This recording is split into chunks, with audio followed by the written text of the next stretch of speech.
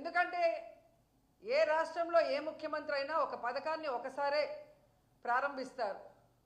కానీ ఇక్కడ ఏంటో చంద్రబాబు నాయుడు చేయడానికి వేరే పని లేదు కాబట్టి, చేస్తున్నది ఒకటే పథకం కాబట్టి అది ప్రతి నెల మళ్ళీ మళ్ళీ అంటూ ఆ పెన్షన్ కార్యక్రమానికి వెళ్ళటం, ఏ విధంగా ఆయన మాట్లాడుతున్నారో మనం అందరం కూడా చూస్తున్నాం. నిజంగా జగన్ నొక్కిన బటన్లన్నీ మేమిచ్చే పెన్షన్లు అంతే. ఎంత నిస్సిగ్గుగా అబద్ధం చెప్పటం అనేది ఆయనకే చెల్లింది. ఆయనకి అండగా నిలిచిన ఆ పత్రికలు రాయటం అనేది వాళ్ళకే చెల్లింది. ఎంత దురదృష్టకరం అంటే చంద్రబాబు నాయుడు అధికారంలో ఉన్నప్పుడు 2014 to 19 39 లక్షల మందికి మాత్రమే పెన్షన్లు ఇచ్చేవారు. కానీ జగన్మోహన్ రెడ్డి గారు దాన్ని దాదాపుగా 3,000 వరకు పెంచుకుంటూ పోతూ 66,34,742 మందికి ఇచ్చారు. అంటే ఎన్ని లక్షల మందికి ఎక్స్ట్రాగా మనం ఇచ్చాం అంటే ఇంతమంది బెనిఫిషియర్స్ని తెలుగుదేశం పార్టీ ఎలా మోసం చేసింది 2014 నుంచి 19 వరకు అనేది రాష్ట్ర ప్రజలందరికీ తెలుసు. ఇప్పుడు మళ్ళీ అధికారంలోకి వచ్చిన తర్వాత దాదాపుగా 63,59,000 మందికి మాత్రమే పెన్షన్లు ఇస్తున్నారు. అంటే 3 లక్షల మంది పెన్షన్లని ఏ విధంగా తొలగించారు అనేది కూడా మనం ఇక్కడ గమనించాల్సిన విషయం. ఒక్క పెన్షన్ మాత్రమే ఇస్తున్నారు, సూపర్ 6 కానీ ఆయన ఇచ్చిన మేనిఫెస్టోలో ఉన్న వాటిని. అది జగన్మోహన్ రెడ్డి ఇచ్చే సంక్షేమాలన్నిటికీ కూడా సమానం అని చెప్పటం అనేది జనాల్ని ఏప్రిల్ ఫూల్ చేయటం కాదా అని అడుగుతున్నా. ఎందుకంటే జగన్మోహన్ రెడ్డి గారు ఈ రాష్ట్రంలో ప్రజలకి సంక్షేమం కోసం కేటాయించింది దాదాపుగా 2,72,000 కోట్ల రూపాయలని ఈరోజు డీబీటీ నాన్ డీబీటీ కింద ఇవ్వటం జరిగింది. అలాంటి దాన్ని చంద్రబాబు నాయుడు కేవలం 1,000 రూపాయలు పెన్షన్ పెంచేసి దానితో సమానం అని చెప్పుకోవడం చూస్తుంటే ఏ విధంగా జనాల్ని ఫూల్స్ చేయడానికి ఈయన సంసిద్ధంగా ఉన్నాడో అర్థమవుతుంది. ఇది ఒక్క పెన్షన్ విషయంలోనే కాదు, రోజు జనాల్ని ఫూల్స్ని చేయటమే పనిగా పెట్టుకున్నారు ఈ చంద్రబాబు నాయుడు గారు. అధికారంలో రావటం ముందు సూపర్ 6 అమలు చేస్తాను అని చెప్పి నమ్మించి ఓట్లు వేయించుకొని ఈరోజు ఏ విధంగా జనాల్ని ఫూల్స్ చేశారో మనం అందరం కూడా కల్లారా చూస్తున్నాం. అంతేకాకుండా గత ఏడాది వాలంటీర్స్కి ఈ ఉగాది రోజు 10,000 రూపాయలు జీతం పెంచి ఇస్తామని చెప్పి ఈరోజు వాళ్ళని ఎలా ఫూల్స్ చేసి రోడ్డు మీద వదిలేశారో మనం కళ్ళారా చూసాం. అలాగే ప్రతి ఇంట్లో ఎంతమంది మహిళలు ఉంటే అంతమందికి 1,500 రూపాయలు ఇస్తామని చెప్పి ప్రామిస్ చేసి నమ్మించి ఈరోజు వాళ్ళందరినీ ఎలా ఫూల్స్ని చేశారో మనం అందరం కళ్ళారా చూస్తున్నాం. యువతకి ఉద్యోగాలు ఇస్తాం నిరుద్యోగులకి, లేదా 3,000 నిరుద్యోగ భృతి ఇస్తానని చెప్పి ఈరోజు వాళ్ళకి నిరుద్యోగ భృతి ఇవ్వకుండా, ఉద్యోగం ఇవ్వకుండా ఎలా ఫూల్స్ని చేసి రోడ్డు మీద వదిలేశారో మనం కళ్ళారా చూసాం. అంతకన్నా ముఖ్యమైనది అమ్మఒడి. ప్రతి మహిళకి ఎంతమంది పిల్లలు ఉంటే అంతమందికి, ఒకరుంటే 15,000, ఇద్దరుంటే 30,000, ముగ్గురుంటే 45,000 అని ఏ విధంగా అరిచి చెప్పిన చంద్రబాబు నాయుడు ఈరోజు అధికారంలోకి వచ్చాక గత ఏడాది అమ్మఒడి ఇవ్వలేదు, ఈ ఏడాది ఇంతవరకు ₹1 ఇవ్వకుండా ఆ పిల్లల తల్లులని ఏ విధంగా ఫూల్స్ని చేసి రోడ్డు మీదకి వదిలేశారో మనం కళ్ళారా చూస్తున్నాం. ఇంకా ఈ రాష్ట్రంలో ఉన్న మహిళలకి తాము అధికారంలోకి వచ్చిన రోజు నుంచే ఫ్రీ బస్ ఇచ్చి తిరుపతి, కాళహస్తి, విజయవాడ, శ్రీశైలం, అన్నవరం ఇలా అన్నీ కూడా ఫ్రీగా తిరగచ్చు, ఎవరైనా టికెట్ అడిగితే నా వీడియో చూపించండి అని గొప్పగా చెప్పిన చంద్రబాబు నాయుడు ఈరోజు ఫ్రీ బస్ ఇవ్వకుండా మహిళల్ని ఎలా ఫూల్స్ చేస్తున్నారో అందరూ కూడా కళ్ళారా చూస్తున్నారు. నిజంగా చంద్రబాబు నాయుడు గారు మాట్లాడే మాటలకి చేస్తున్న పనులకి ఎక్కడైనా సంబంధం ఉందని అడుగుతున్నాను. అధికారంలో రావటానికి ముందు ఏం మాట్లాడారు, అధికారంలోకి వచ్చాక ఏం మాట్లాడుతున్నారు. మేము సూపర్ 6 ఇద్దామనుకున్నాము, బయట నుంచి చూస్తే చాలా ఈజీగా ఇచ్చేయచ్చు అనుకున్నాము, కానీ ఈరోజు ఇవ్వటం చాలా కష్టంగా ఉంది అంటున్నాడు. చంద్రబాబు నాయుడుకి సూటిగా చెప్తున్నాను, నీ వల్ల ఈ రాష్ట్ర ప్రజలకి సంక్షేమం అందించడం చేత కాకపోతే మీరు సీఎం కుర్చీలోంచి దిగిపోండి, జగనన్నని కూర్చోబెట్టండి, ఇచ్చిన ప్రతి వాగ్దానాన్ని ఎలా నెరవేర్చాలో జగనన్న చేసి చూపిస్తాడని కూడా ఈ సందర్భంగా తెలియజేసుకుంటున్నాను. ఇవ్వాలన్న మనసు మీకు లేదు. ప్రజలంటే అసహ్యం, రాష్ట్రం అంటే అసహ్యం, కేవలం అధికారం మాత్రమే మీకు కావాలి. దానికోసం ఎన్ని అబద్ధాలైనా చెప్తారు, ఎవరి కాళ్ళైనా పట్టుకుంటారు. అధికారంలోకి వచ్చాక ఏ విధంగా మాట్లాడతారనేది మరోసారి ప్రూవ్ చేశారు. అండ్ ఎన్నికల ముందు చాలా గొప్పగా చెప్పాడు, నేను అప్పులు చేయను, సంపద సృష్టిస్తాను అని చెప్పాడు. కానీ ఈరోజు మీరు చూస్తే దాదాపుగా ఒక్క సంవత్సరంలోనే, అధికారంకి వచ్చిన ఒక్క సంవత్సరంలోనే 1,52,000 కోట్ల రూపాయలు అప్పు చేశారు. అంటే ఇదేనా మీ విజనరీ? ఇదేనా మీ సమర్థత? ఈ రాష్ట్రాన్ని 17 మంది సీఎంలు పరిపాలించారు. కానీ ఎవ్వరూ కూడా ఈ విధంగా ఫస్ట్ ఇయర్లోనే ఇన్ని వేల కోట్ల రూపాయలు అప్పులు చేసి ఇంత చెత్త రికార్డు, ఇంత వరస్ట్ రికార్డు మీరు తప్ప ఎవరూ తీసుకురాలేదు. పోనీ తీసుకొచ్చిన వాళ్ళు ప్రజలకు ఏమైనా చేశారా అంటే ఏమీ చేయలేదు. ఒక పెన్షన్ తప్ప ఈరోజు ఇచ్చిన ఏ వాగ్దానాన్ని కూడా నెరవేర్చలేదు.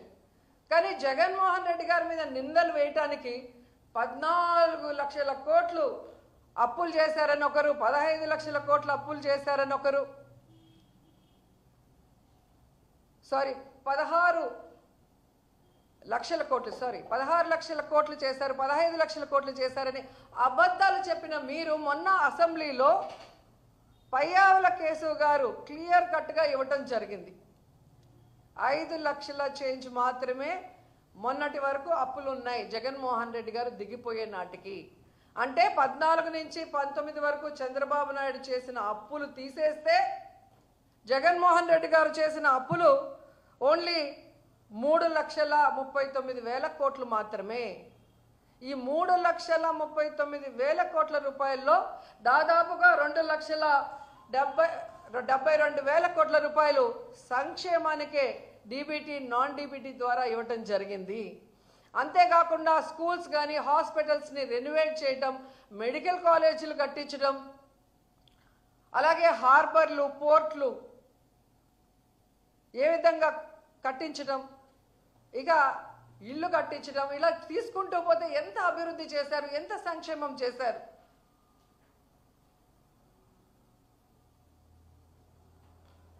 ఎంత బాధాకరం అంటే తమకి ఛానళ్ళు, పచ్చ ఛానళ్ళు ఉన్నాయి కదా అని అబద్ధాలని ఏ విధంగా అందంగా నూరి ప్రజల మీద పోశారు. అవి నమ్మిన ప్రజలు ఈరోజు నట్టేట మునిగిపోయి ఏ విధంగా ఏడుస్తున్నారో రాష్ట్రంలో ఎక్కడికి పోయినా స్పష్టంగా కనిపిస్తుంది. ఏ రోజైతే చంద్రబాబు నాయుడు ముఖ్యమంత్రి అయ్యాడో ఆ రోజు నుంచి రాష్ట్ర ప్రజలకి కష్టాలు, కన్నీళ్లు తప్ప మరొకటి లేదు అనేది స్పష్టంగా అర్థమవుతుంది. ఎందుకంటే ముఖ్యంగా రైతులు ఖరీఫ్లో కరువు, ఇప్పుడు రబీలో కరువు. ఈవీఎంలన్నీ మేనేజ్ చేయగలడు కానీ చంద్రబాబు నాయుడు కరువుని మేనేజ్ చేయలేకపోతున్నాడు. ఆయన ఎప్పుడొచ్చినా ఏ విధంగా కరువుతో జిల్లాలు రైతులు ఎలా అల్లల్లాడిపోతున్నారో మనం కళ్ళారా చూస్తున్నాం. ఈరోజు రైతులకి రైతు భరోసా లేదు, గిట్టుబాటు ధర లేదు, కరువు వస్తే దానికి కాంపెన్సేషన్ లేదు. ఈ విధంగా రైతుల్ని మోసం చేస్తూ ముందుకు వెళ్తున్నారు. అండ్ సిగ్గు లేకుండా ఎన్నికల ముందు లోకేష్ గారు చేసిన కామెడీ పాదయాత్ర 2 రోజులు చేస్తే 2 రోజులు రెస్ట్. ఆ పాదయాత్రలో పెట్రోల్ బంకుల దగ్గర సెల్ఫీలు తీసుకోవటం, సూపర్ మార్కెట్ల దగ్గర సెల్ఫీలు తీసుకోవటం, సబ్ స్టేషన్ల దగ్గర సెల్ఫీలు తీసుకోవటం, మేము కరెంటు పెంచము, మేము పెట్రోల్ డీజిల్ పెంచము, నిత్యావసర వస్తువుల ధరలు పెంచము అని చెప్పి గొప్పగా చెప్పుకున్నారు. ఈరోజు నేను లోకేష్ని సూటిగా అడుగుతున్నాను, మీరు మళ్ళీ పెట్రోల్ బంకుల దగ్గర కానీ సబ్ స్టేషన్ల దగ్గర కానీ నిత్యావసర వస్తువులు అమ్మే చోటికి వచ్చి సెల్ఫీలు తీసుకొని మేము పెట్రోల్ డీజిల్ ధరలు తగ్గించాము, మేము కరెంటు ఛార్జీలు తగ్గించాము, మేము నిత్యావసర వస్తువుల ధరలు తగ్గించామని చెప్పే దమ్ము ధైర్యం ఉందా అని అడుగుతున్నా. ఈరోజు పాల నుంచి పవర్ ఛార్జెస్ వరకు అన్నీ పెంచేసి జనాల జీవితాల్ని నాశనం చేస్తున్న మీకు ఖచ్చితంగా తొందరలో జనాలు బుద్ధి చెప్తారని కూడా ఈ సందర్భంగా తెలియజేసుకుంటున్నాను. ఎందుకంటే వీళ్ళు వచ్చిన తర్వాత ఒక పక్క సంక్షేమం లేదు, ఒక పక్క అభివృద్ధి లేదు, అండ్ చాలా ముఖ్యమైనది మహిళలకి సంక్షేమం లేకపోయినా పర్లేదు కానీ భద్రత లేకుండా పోయింది. వాళ్ళు అసెంబ్లీలో అడిగిన క్వశ్చన్కి ఇచ్చిన ఆన్సర్లోనే మీకు తెలుస్తుంది. జూన్ 24 నుండి జనవరి 25 వరకు 16,809 కేసులు. అంటే ప్రతిరోజు దాదాపుగా 70 మంది మహిళలు చిన్నపిల్లల మీద ఏ విధంగా రేపులు కానీ, అఘాయిత్యాలు కానీ, టార్చర్లు కానీ, న్యాయాలు కానీ అన్నీ జరుగుతున్నాయో వాళ్ళే సాక్షాత్తు అసెంబ్లీలో అడిగిన క్వశ్చన్కి ఇచ్చారు. ఈరోజు జగనన్న అధికారంలో ఉన్నప్పుడు మహిళా పక్షపాత ముఖ్యమంత్రిగా మహిళలకు ఎంత అండగా ఉన్నారో మనం కళ్ళారా చూసాం. కానీ ఈరోజు చంద్రబాబు నాయుడు ముఖ్యమంత్రి అయ్యాక మహిళల కక్ష సాధించే విధంగా ఈరోజు కార్యక్రమాలు చేపడుతున్నారు. ఉదాహరణకి ఎన్నో ఉన్నాయి. ఈ రాష్ట్రంలో ఎంతమంది ఆడపిల్లల్ని రేప్ చేశారు, చంపేశారు, ముక్కలు చేసేశారు, అయినా కూడా పట్టించుకోరు. ఎక్కడికి ముఖ్యమంత్రి కానీ, డిప్యూటీ కానీ, హోంమంత్రి కానీ రావటానికి కూడా మనసు సహకరించదు. ఎందుకు ఇవన్నీ జరుగుతున్నాయి అంటే వీళ్ళు విచ్చలవిడిగా ఈరోజు మద్యాన్ని ప్రవహింపజేయటమే. ఎక్కడ చూసినా బెల్ట్ షాపులు, గంజాయి, డ్రగ్స్ ఈ రాష్ట్రంలో ఉన్న యువతని నాశనం చేస్తుంది. ఆ యువత చేతిలో ఈరోజు ఆడపిల్లలు బలి అవుతున్నది నిజం కాదని అడుగుతున్నా. సాక్షాత్తు ముఖ్యమంత్రి ప్రాతినిధ్యం వహిస్తున్న కుప్పంలో కానీ, హోంమంత్రి ప్రాతినిధ్యం వహిస్తున్న వైజాగ్ ప్రాంతంలో ఈరోజు ఎకరాలకు ఎకరాలు గంజాయి పండిస్తుంటే ఏం చేస్తున్నారని అడుగుతున్నా. 100 రోజుల్లో గంజాయి లేకుండా నిర్మూలిస్తామన్న మీరు ప్రాతినిధ్యం వహిస్తున్న చోట ఇంత గంజాయిని పండిస్తూ ఈ విధంగా బెల్ట్ షాపుల్ని పెట్టించి విచ్చలవిడిగా మందు సరఫరా చేస్తూ కొత్తగా డ్రగ్స్ను కూడా తీసుకొచ్చారు. సాక్షాత్తు ముఖ్యమంత్రి గారు నివాసం అంటున్న గుంటూరు ప్రాంతంలోనే ఈరోజు డ్రగ్స్ దొరుకుతున్నాయంటే వీళ్ళు ఏం పరిపాలిస్తున్నారని నేను అడుగుతున్నాను. వీటి వల్లే కదా ఆడవాళ్ళ మీద ఇన్ని అఘాయిత్యాలు జరుగుతున్నాయి. మొన్నటికి మొన్న మనం చూసాం కిమ్స్లో ఫార్మసీ స్టూడెంట్ని ఆ ఏజీఎం దీపక్ అనేవాడు ఎలా బ్లాక్మెయిల్ చేశాడు, ఎలా అమ్మాయిని లోబర్చుకున్నాడు, ఎలా అమ్మాయిని వాడుకున్నాడు. ఈరోజు ఆ అమ్మాయి ఆత్మహత్య చేసుకునేదానికి ఎలా కారణమయ్యాడో కల్లారా మనం చూస్తున్నాం. మార్చి 23వ తేదీన జరిగితే సూసైడ్ అటెంప్ట్ 3 రోజుల వరకు ఆ కేసుని ఎలా నీరుగార్చాలన్న ప్రయత్నమే ఈ ప్రభుత్వం చేసింది. ఎందుకంటే హాస్పిటల్ చంద్రబాబు నాయుడు సామాజిక వర్గానికి ఆయనకు కావాల్సిన మనిషిది. ఆ ఏజీఎం దీపక్ తెలుగుదేశం పార్టీ నాయకుడు. సో వాళ్ళని కాపాడటానికి ఆ తల్లిదండ్రులకి కడుపు కోత మిగిల్చే విధంగా ఆ కేసును నీరుగారుస్తూ ఆ అమ్మాయిని అదే హాస్పిటల్లో ట్రీట్మెంట్ చేస్తున్నట్టు నటించడం అనేది దురదృష్టకరం. ఈరోజు స్టూడెంట్స్, మహిళా సంఘాలు, వైఎస్ఆర్సీపీ అందరూ కూడా పోరాటం చేశాక ఏదో తూతూ మంత్రంగా అరెస్ట్ చేశారు. కానీ ఎందుకు ఈ రోజు వరకు ఆ హాస్పిటల్లో ఉన్న సీసీ ఫుటేజ్ని బయటికి ఇవ్వలేదు అని అడుగుతున్నా. పాస్టర్ గారి విషయంలో వాళ్ళ ఇష్టానికి అక్కడ ఒక సీసీ ఫుటేజ్, ఇక్కడ ఒక సీసీ ఫుటేజ్ అని చూపిస్తూ ఎలా కేసులు డైవర్ట్ చేయాలనుకుంటున్నారో మనం కళ్ళారా చూసాం. అలాగే అనేక కేసుల్లో మనం చూసాం కేసులు డైవర్ట్ చేయడానికి ఎలాంటి సీసీ ఫుటేజ్లు వీళ్ళు బయటికి ఇస్తారని. కానీ ఈరోజు వాళ్ళ హాస్పిటల్లో ఆ అమ్మాయి చావు బతుకుల మధ్య కొట్టుమిట్టాడుతుంటే ఎందుకు ఆ అమ్మాయికి ఆ పరిస్థితి తీసుకొచ్చిన ఏజీఎం దీపక్ని లోపల వేసే విధంగా బయటికి రాకుండా ఆ సీసీ ఫుటేజ్ ఎందుకు బయటికి రాలేదు అని అడుగుతున్నా. ఎందుకంటే ఆ అమ్మాయే తీసుకుంది మెడిసిన్ అని చెబుతున్న వీళ్ళు ఆ మెడిసిన్ వాళ్ళే తీసుకోలేరు అని ఆ అమ్మాయితో చదువుతున్న మిగతా అమ్మాయిలు చెప్తున్నారు కదా టీవీల్లో.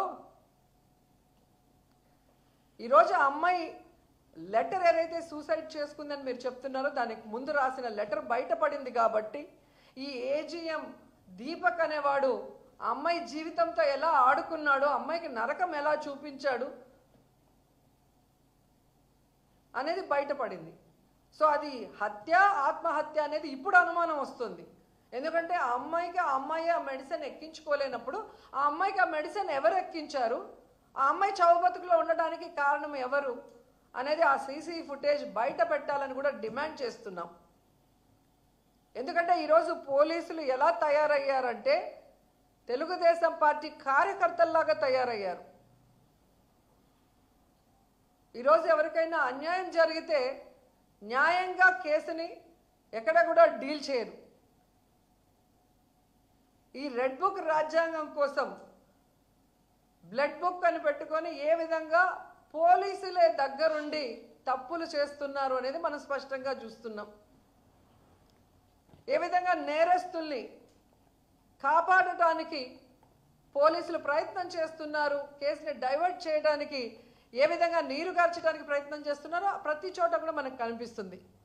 అంతేకాకుండా ఈ వైస్ మేయర్లు కానీ ఎంపీపీలు వైస్ ఎంపీపీల ఎలక్షన్ రోజు కూడా పోలీసులు తమ అధికారాన్ని ఎలా మిస్యూజ్ చేశారనేది కూడా మనకు స్పష్టంగా కనిపిస్తోంది.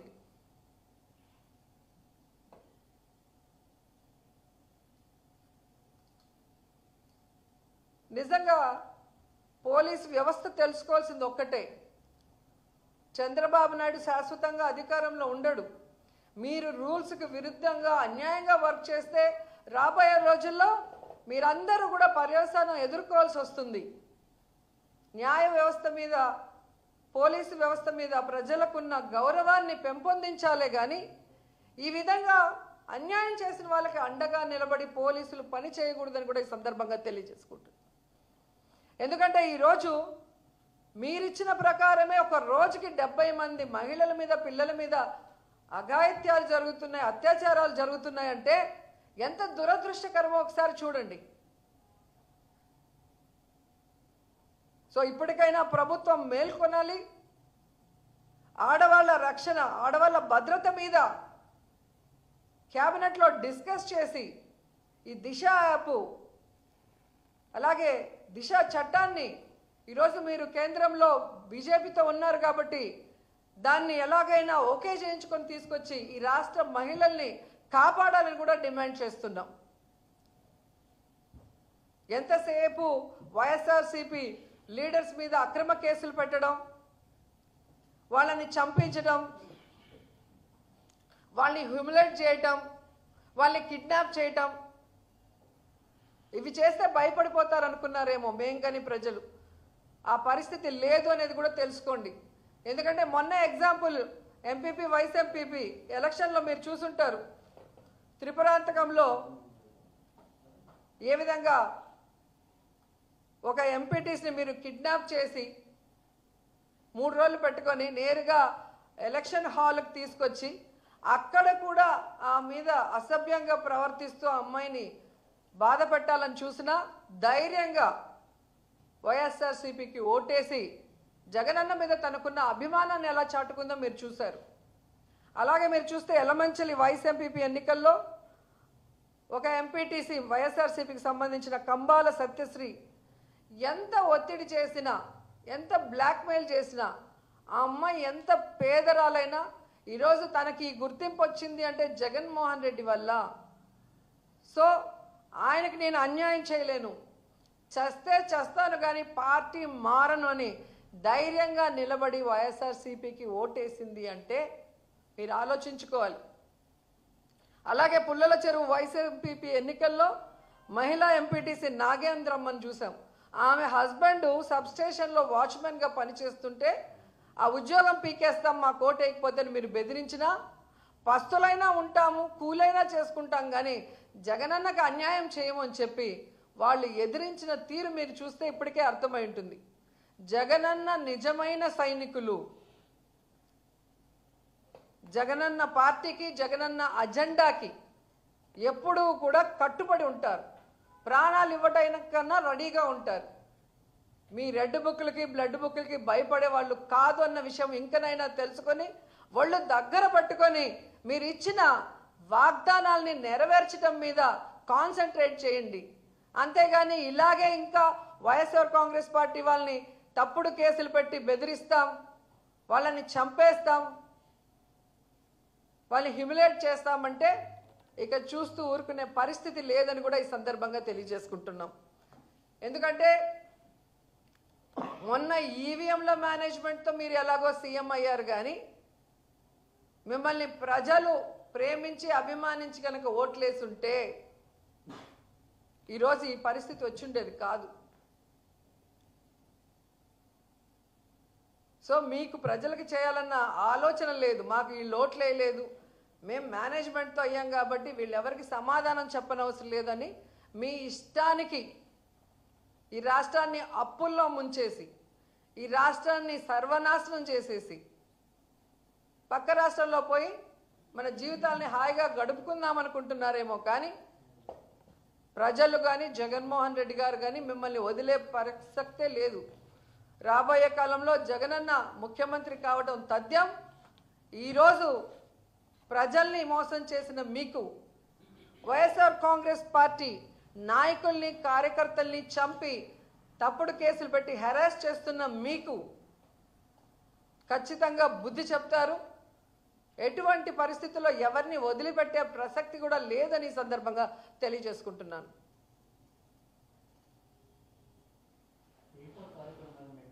లేదండి,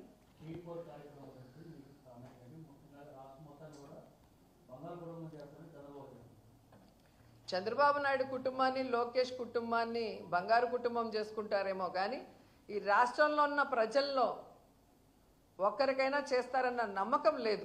నాకే కాదు, ప్రజలకు కూడా లేదు అనేది మొన్న ఆయన మీటింగ్ జరుగుతుంటే ప్రజలందరూ లేచి వెళ్ళిపోవటం మనం కళ్ళారా చూసాం. మీటింగ్కి వెళ్ళే ముందేమో పిల్లలు మీటింగ్కి రండ్రా, ఆడవాళ్ళు మీటింగ్కి రండ్రా అని రోడ్లో ఆయనే ఒక సీఎంఏ అందరినీ అడుక్కునే పరిస్థితి. అండ్ ఆయన మాట్లాడేటప్పుడు అందరూ వెళ్ళిపోతున్నారంటే అర్థం ఏంటి? తానిచ్చిన వాగ్దానాలు ఏదీ నెరవేర్చని ఈ పెద్ద మనిషి మళ్ళీ మళ్ళీ అబద్ధాలు చెప్పడమే పనిగా పెట్టుకున్నాడు. వీటి వల్ల ఏ ఉపయోగం లేదు అనేది ప్రజలకే అర్థమైపోయింది.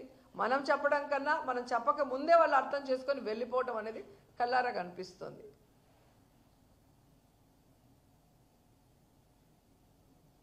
అండ్ పవన్ కళ్యాణ్ గారు ఎక్కడ నిద్రపోతున్నారో నాకైతే అర్థం కాలేదు. మొన్న తెలుగుదేశం పార్టీ వాళ్ళు చేసిన వెకిలి డ్రామాలకి, వెకిలి డాన్సులకి వచ్చి పడి నవ్విన వ్యక్తి ఈరోజు తిరుమలలో మద్యాన్ని అమ్ముతూ విచ్చలవిడిగా తాగుబోతులు మాడవీధుల్లో తిరుగుతుంటే, అలిపిరి చెక్పోస్ట్ దగ్గర గంజాయి దొరుకుతుంటే ఈ సనాతన యోధుడు ఎక్కడికి వెళ్ళాడు? ఎందుకు ఈరోజు తిరుమల మెట్లు కడగట్లేదని ప్రశ్నిస్తున్నా. ఒకవైపు ఫార్మసీ విద్యార్థిని ఏజీఎం దీపక్ వేధించి ఆమె చావుకు కారణమైతే మాట్లాడు, ప్రశ్నించడు. ఒక ఆడపిల్లకు అన్యాయం జరిగితే అక్కడ నేను ఉంటాను, వాళ్ళకి అండగా నిలబడి తప్పు చేసిన వాడిని శిక్షిస్తానన్న వ్యక్తి ఈరోజు ఎక్కడ నిద్రపోతున్నాడు కుంభకర్ణుడిలాగా నేను అడుగుతున్నా. వెకిలి డ్రామాలకి నవ్వటానికి సమయం ఉంది, కానీ నీకు ఓటేసిన ఈ రాష్ట్ర ప్రజలకి మంచి చేయాలి, నిన్ను నీ మాటల్ని నమ్మిన మహిళలకి ఈరోజు అండగా నిలబడి రక్షణ కల్పించాలి, సనాతన యోధుడని చెప్పుకోవటమే కాదు, తిరుమలలో జరుగుతున్న అన్యాయాల్ని ప్రశ్నించి అవి అరికట్టాల్సిన బాధ్యత నీ మీద లేదా అని కూడా ఈరోజు ప్రశ్నిస్తున్నాం.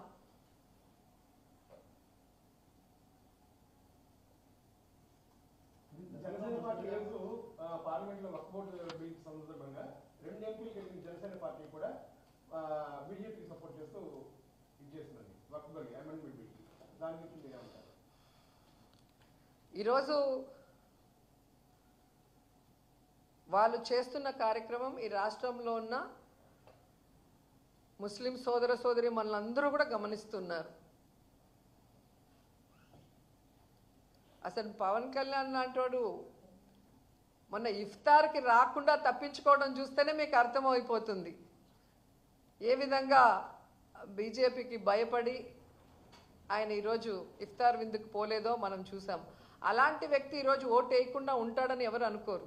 కానీ వీళ్ళకి ఖచ్చితంగా ముస్లిం సోదర సోదరుమణులు త్వరలో బుద్ధి చెప్తారు, చంద్రబాబు నాయుడుకి కానీ పవన్ కళ్యాణ్కి కానీ.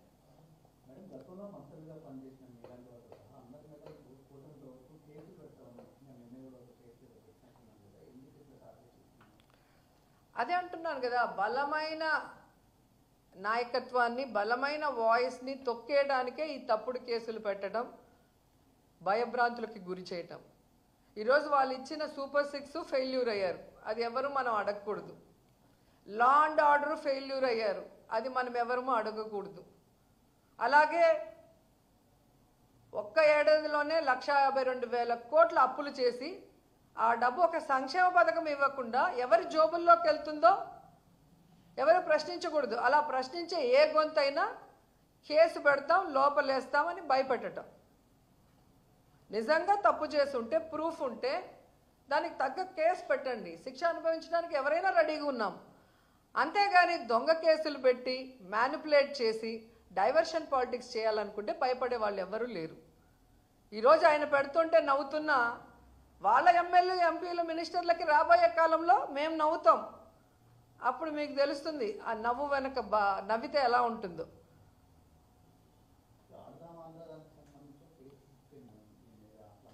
కేసు ఎప్పుడు జరగలేదండి, వాళ్ళు ఊరికే చెప్తా ఉంటారు అంతే. ఎందుకంటే క్లియర్ కట్గా టీడీపీ వాళ్ళే అసెంబ్లీలో అలాగే శాసనసభలో శాసన మండలిలో రెండిట్లో ఆన్సర్ ఇవ్వటం జరిగింది. దీనికి ఎంత అమౌంట్ కేటాయించారు, దాన్ని R&B ద్వారా ఎలా టెండర్లకి ఎంత అమౌంట్ కేటాయించారు, ఏ విధంగా పర్చేస్ చేశారు, అలాగే 26 జిల్లాల కలెక్టర్లకి ఆ అమౌంట్ ఎలా ట్రాన్స్ఫర్ చేసి అక్కడ గేమ్స్ని ఆడించారు, ప్రైజ్ మనీ డిస్ట్రిబ్యూట్ చేశారు అనేది క్లియర్ కట్గా ఉంది. ఇక్కడ మినిస్టర్కో లేదా బైరెడ్డి సిద్ధార్థకో ఏం సంబంధం ఉంది? డైరెక్ట్గా అవి జరిగిపోయినాయి. కలెక్టర్లకు వెళ్ళింది, R&B దీనికి వెళ్ళింది. సో దేనికి ఎంత వెళ్ళింది, ఏ విధంగా వర్క్ జరిగిందని క్లియర్గా ఉంది. అండ్ వాళ్ళు ఇచ్చిన దాంట్లోనే ఏమైనా అవకతవకలు జరిగాయంటే లేదు అన్నారు, ఏమైనా చర్యలు తీసుకోబోతున్నారంటే అలాంటి ప్రసక్తే లేదని వాళ్ళే క్లియర్గా ఇచ్చి మళ్ళీ టీవీలకు మాత్రం సంబంధం లేకుండా ఏదో మాట్లాడతారు. అంటే మొదటి నుంచి వాళ్ళు చేసేది ఆన్ పేపర్ వాళ్ళు అబద్ధం చెప్పలేరు, ఎందుకంటే అది వాళ్ళ మెడకి ఉరితాడులాగా బిగుసుకుంటుంది. జగనన్న చేసిన అప్పుల విషయంలో కూడా ఛానల్లో చెప్పిన దానికి పయ్యావుల కేశవ్ గారు ఇచ్చిన దానికి తేడా మీకు తెలిసిందిగా. నక్కకి నాగలోకానికి ఉన్నంత తేడా ఉంది. అట్లాగే ఇది కూడా వాళ్ళు ఆన్ పేపర్ ఇచ్చింది, అలాంటి తప్పు జరగలేదు, వాళ్ళకి ఎలాంటి శిక్ష మేము వేయలేదు, ఈ డబ్బు ఏ విధంగా వాళ్ళు ఖర్చు పెట్టారు ఎవరెవరి ద్వారా అనేది క్లియర్ కట్గా ఉన్నప్పుడు సంబంధం లేని మాకు లేదా బైరెడ్డికి ఏదో కేసులు పెట్టేసినారు అంటే వాళ్ళ మనసులో వాళ్ళకి ఆశ ఉంది, రోజాని అరెస్ట్ చేసేయాలి, సంబరాలు చేసుకోవాలి, లేదా కొడాలి నాన్ని అరెస్ట్ చేసేయాలి, సంబరాలు చేసుకోవాలి, లేదా పేరుని నాని లేదా అంబటి. అంటే ఎవరైతే గట్టిగా మాట్లాడతారో, ఎవరైతే టీడీపీ జనసేన చేసే తప్పుల్ని ఎత్తి చూపిస్తారో వాళ్ళని అరెస్ట్ చేస్తే వీళ్ళకి సంబరం. అంతేగాని వాళ్ళు మంచి పనులు చేసి పేరు తెచ్చుకుందాం, వాళ్ళ నోర్లు ముయిద్దామన్న ఆలోచనే లేదు వాళ్ళకి.